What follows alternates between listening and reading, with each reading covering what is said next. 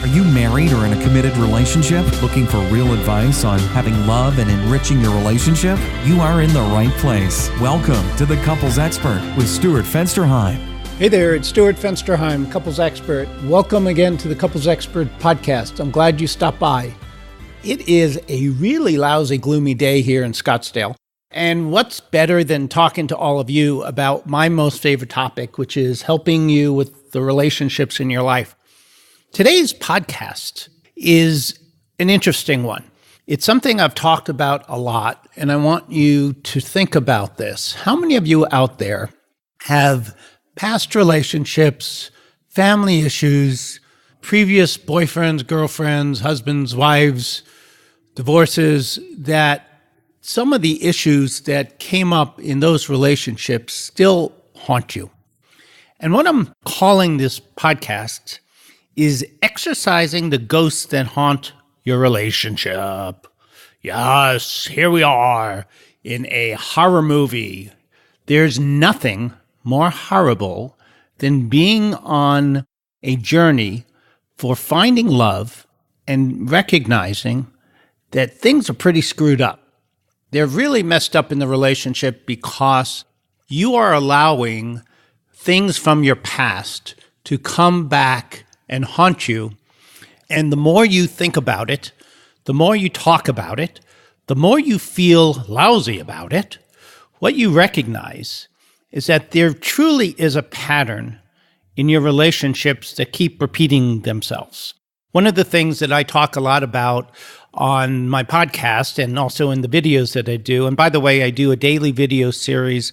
If you've not checked out thecouplesexperts.com and signed up for my subscription-only video series where you'll get a free, and I did say that, imagine, a therapist that doesn't charge any money for something. Yes, a free video series that you will receive one a day in your inbox. And what it's going to give you is a video tip, something you can do today to really help your relationship.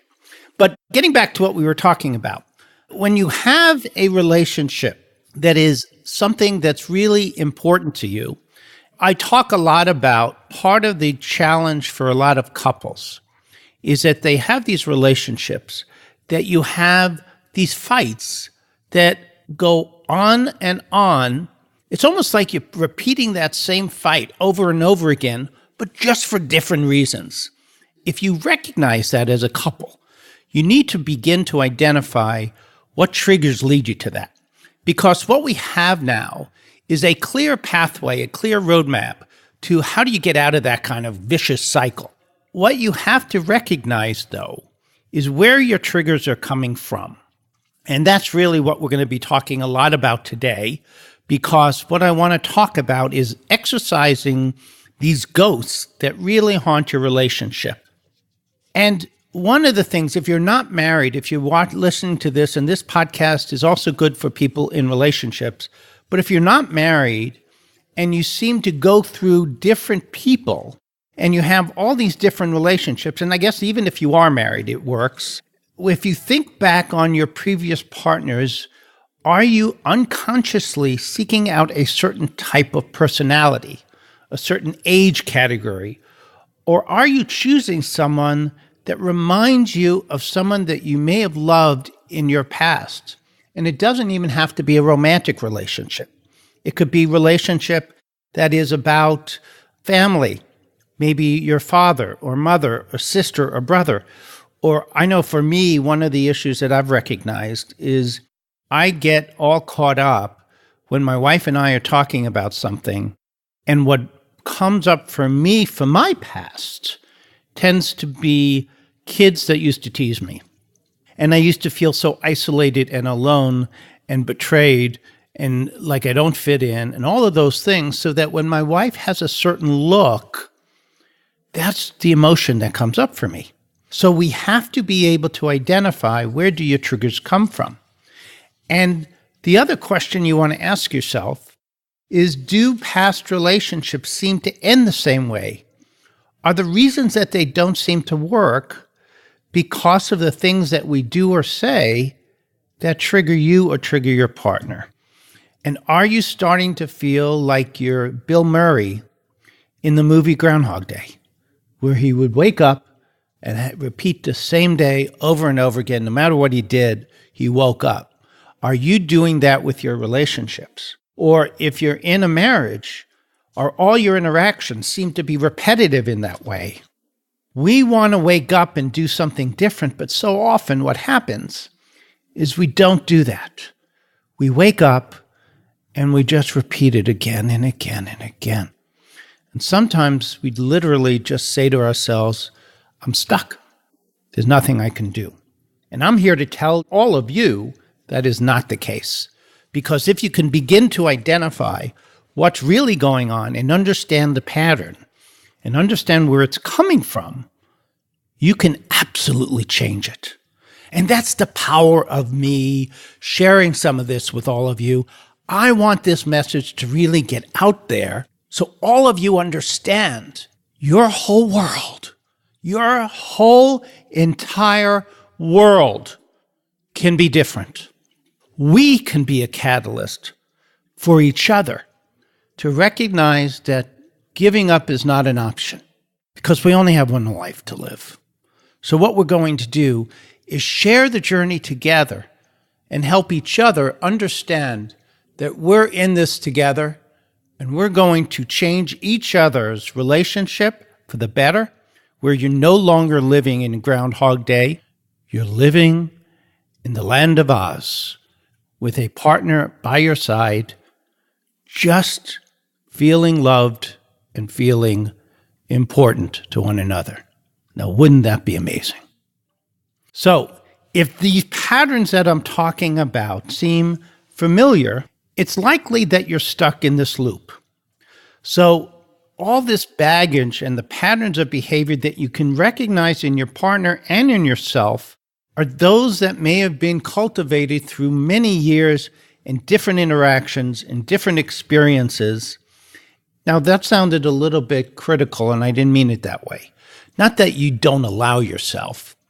If you're not aware enough, if you don't even know where to look, you just repeat that same pattern. And sometimes our old relationships were so awful, and we were so stuck because we loved our partners, and we interacted in a way that said, I know this is someone that loves me. And they would never tell me anything that was not true. And of course, they're trying to help me. So maybe they gave you some feedback that was a bunch of baloney. And you didn't realize that it was not coming from a good place, and that you believed the feedback. And even if you denied it at the time, it may have sat with you. I know that happened to me. I know with my ex-wife, she would say some god-awful things to me. And although I would fight it, there was a time after the interaction that I'd go away and I'd say, well, maybe it's true. And there was no one really to ask, no one to check it out with, because who was I going to share those kinds of horrible interactions with and know that they would be something that would give me honest feedback? Because, quite frankly, I thought she was. I loved her. She loved me. Well, so I thought. And before I realized it, what happened was I believed the lie, and it sat with me for years sometimes. And for me, what that did is it began to have me believing the feedback from her, and that I didn't even think I could have another relationship until I got out of it. And once I got out of that relationship, the whole world changed. And I'm not trying to convince anyone to leave a relationship that's filled with destructiveness. What I'm trying to point out, well, actually, I am. I take that back. I am saying if you have a relationship and you and your partner are not in a healthy one, and your partner refuses to get help, I do think you should get out. I think that is a position that may be controversial to some, but I think if your partner is unwilling to get help to change the nature of the interactions from destructive to healthy, you owe it to yourself. You owe it to your family.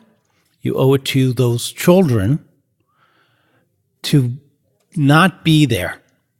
Because anyone that sends anyone, at least in this community, any message that says, you're not worthy, I tell them to go to hell.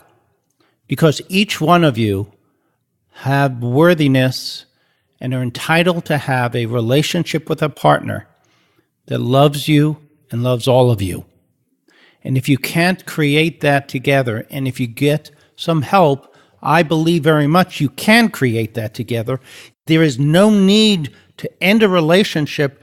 If you find yourself in that mess, you go and you find someone and get some help, and then your world can change, and you could look yourself in the mirror, and you don't get caught up in future relationships with these kinds of triggers that are pervasive and never ending.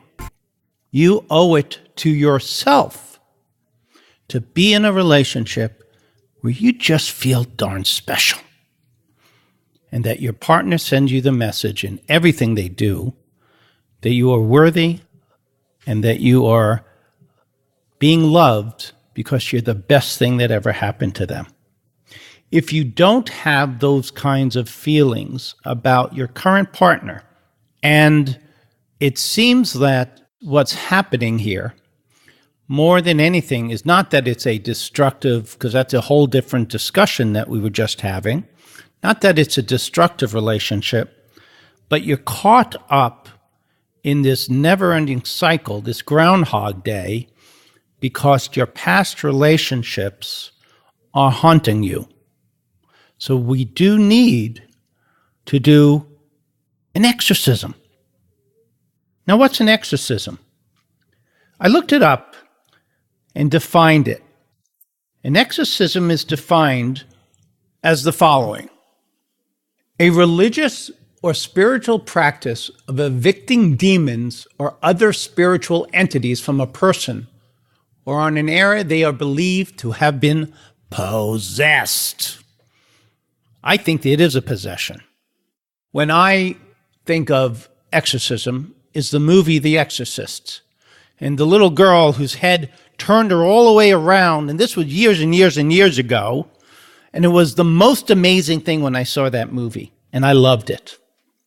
And then the Catholic priest comes in, and they ultimately was able to exorcise that demon, that awful demon. And knowledge is power. And that's what you have.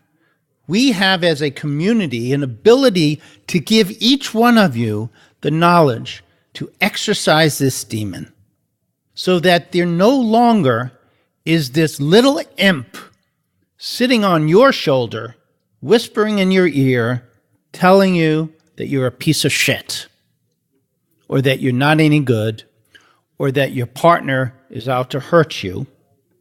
We want to exorcise all of this craziness so that when the two of you are interacting, even when you're triggered, there's a road back and a healing that's able to happen that has both of you repairing those interactions.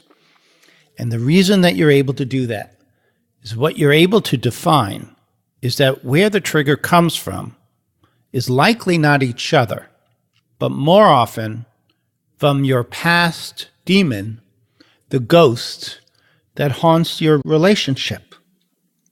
Part of the reason the divorce rate is so high are these patterns. And that's why second marriages, divorce rates are even worse than the first time. Because if we didn't learn the lessons of our past, we are doomed to repeat them. The question is, when problems and triggers happen, what do you do? How do you cope with it?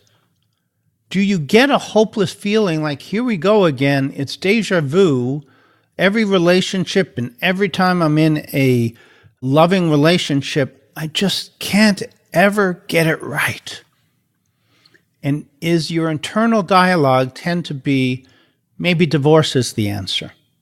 And are you expecting that nothing will ever change? Those kinds of assumptions are awful and horrible and are generally based on your past experiences that things don't work out for you. And then you get protective, your wall comes up, you shield yourself from your partner, and your vulnerability doesn't happen, and you're no longer authentic with your partner. And you say to yourself, I won't allow this person to hurt me like everything else. It really is a form of self-sabotage. You're actually causing what you are fearing to happen because you're not opening yourself up to your partner in a way that's going to help you.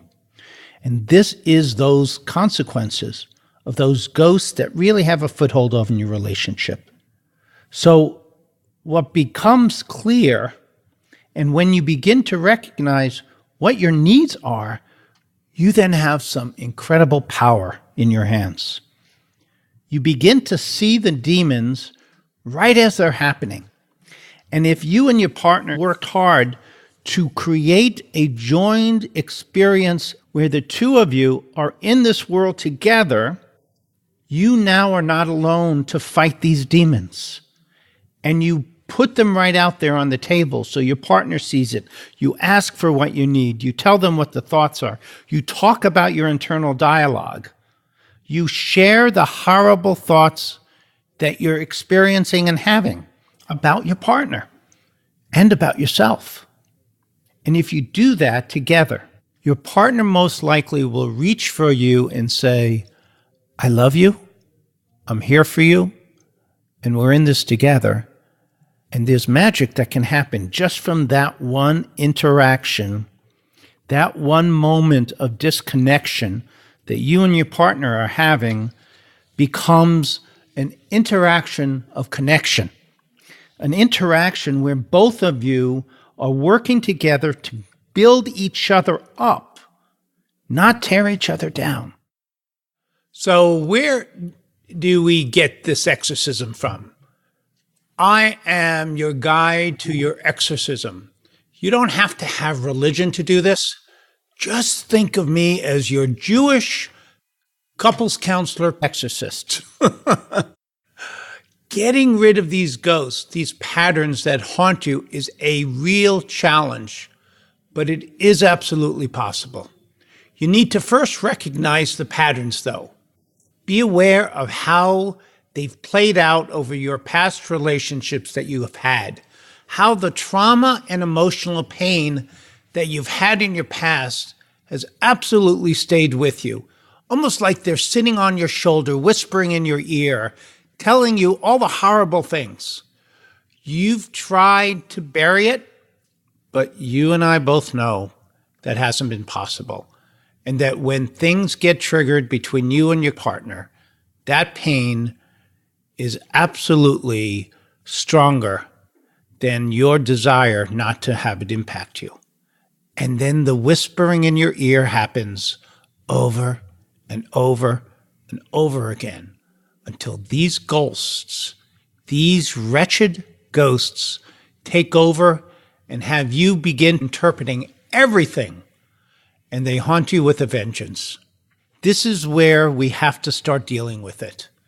When the triggers come up, you and your partner have to be a true couple, realizing where it's coming from and make a distinction between your past and your present.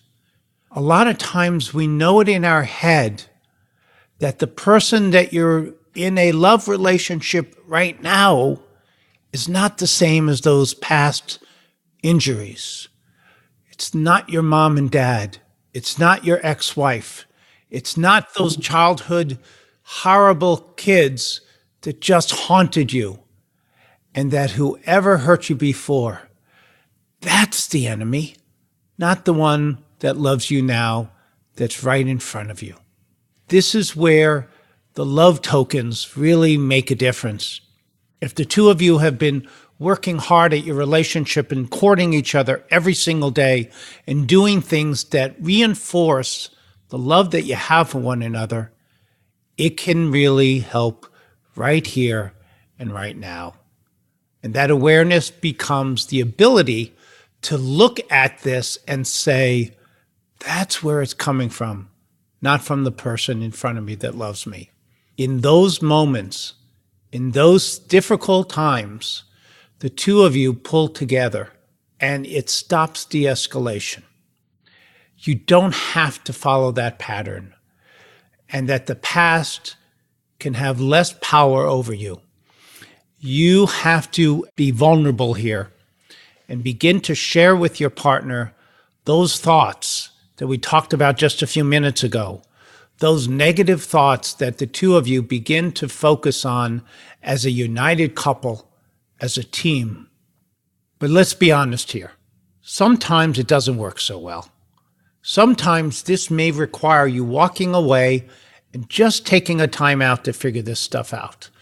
I want to really encourage the partner that may be seen as the target to recognize that sometimes your spouse, your partner, needs you to accept that they just need a cool-off period. Don't follow after them. Don't have a text war as a timeout.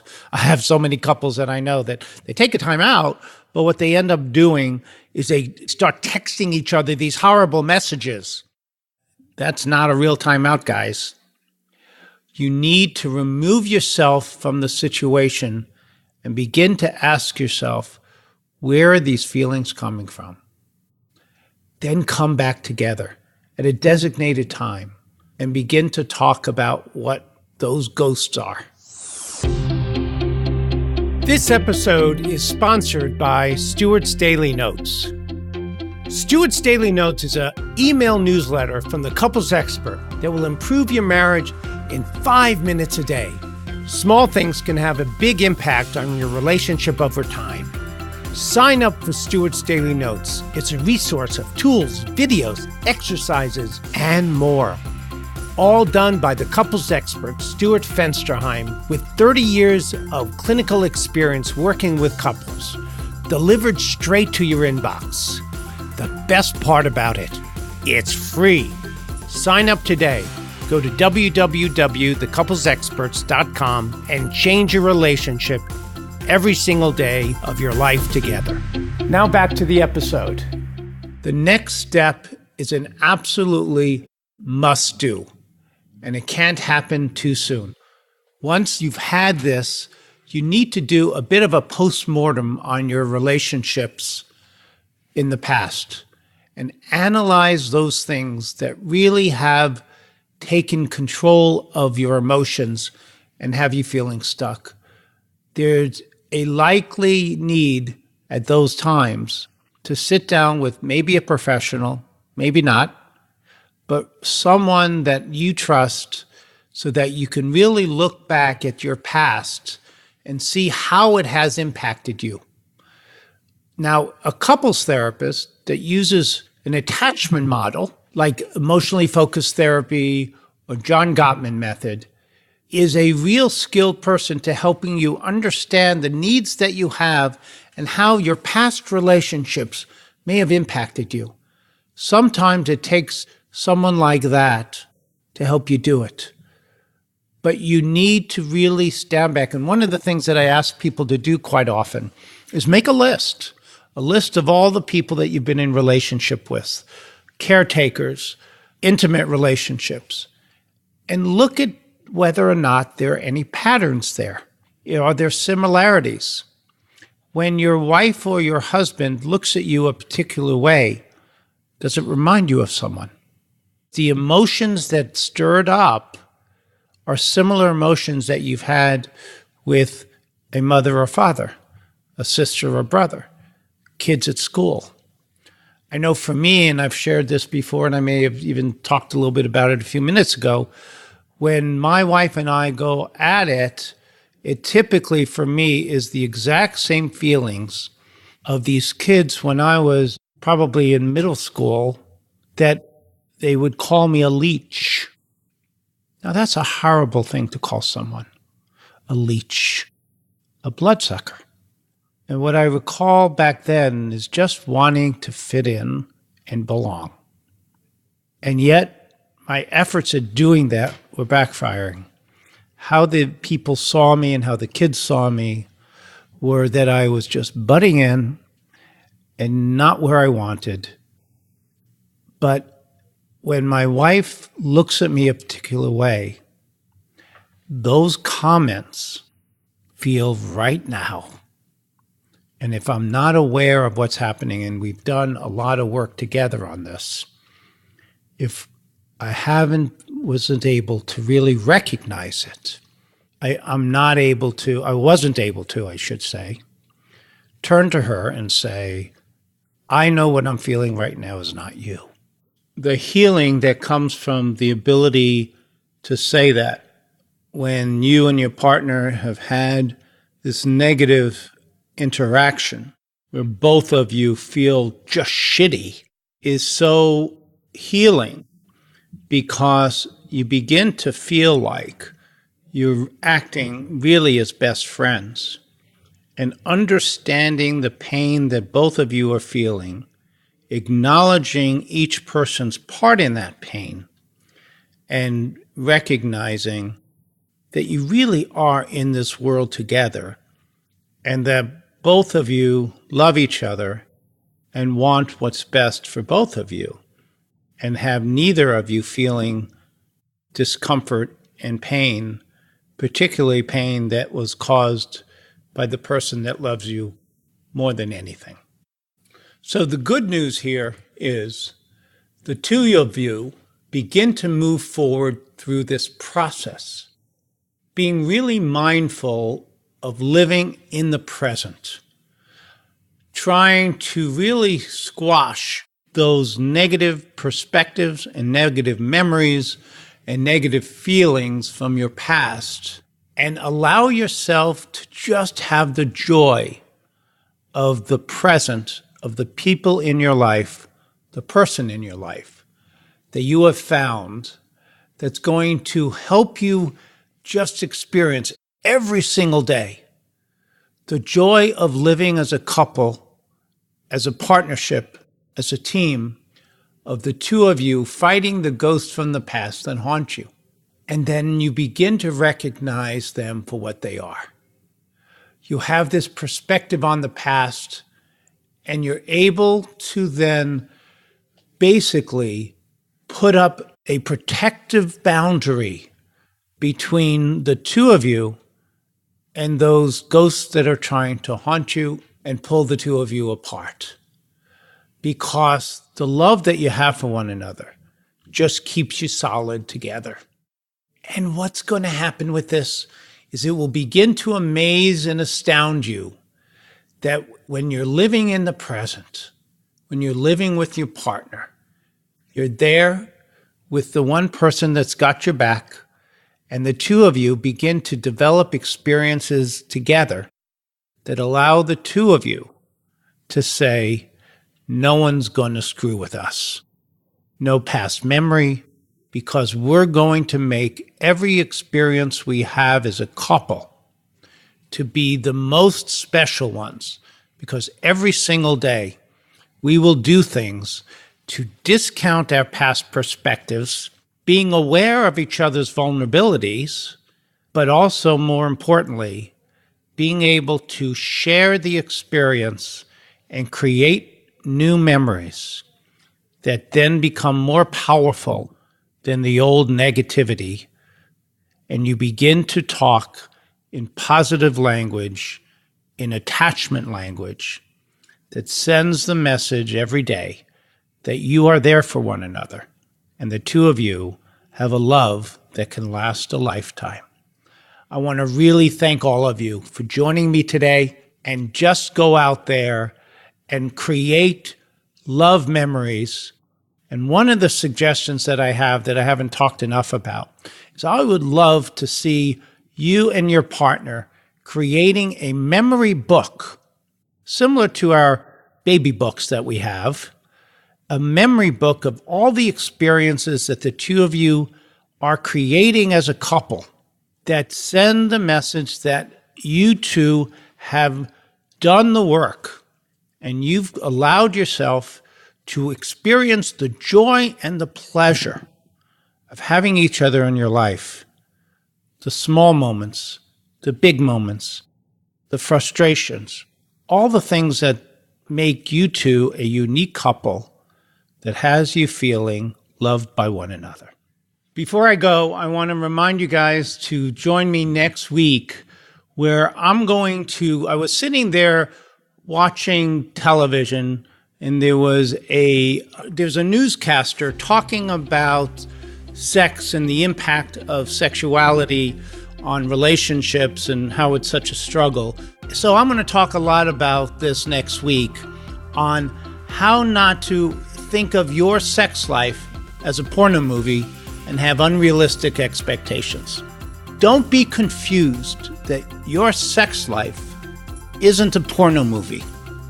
And look at all the frustrations and all the problems that gets created by our misguided perspective of what a healthy relationship, sexual relationship is. So take care, love one another, and we'll see you next week on the Couples Expert Podcast. And please don't forget to send me your comments and reviews, and you can always communicate with me directly at podcast@thecouplesexperts.com. And I answer every single one, and I would love to hear from all of you so we can have a dialogue of how to keep making this podcast the best relationship podcast out there. Take care, and we'll see you again next week. Bye-bye. Thank you for listening. This episode has ended, but your journey continues. Head over to www.thecouplesexperts.com to access all the links and resources mentioned in this episode, as well as bonus content exclusive to podcast listeners. Enjoyed this episode? Why not hit subscribe now and never miss an episode?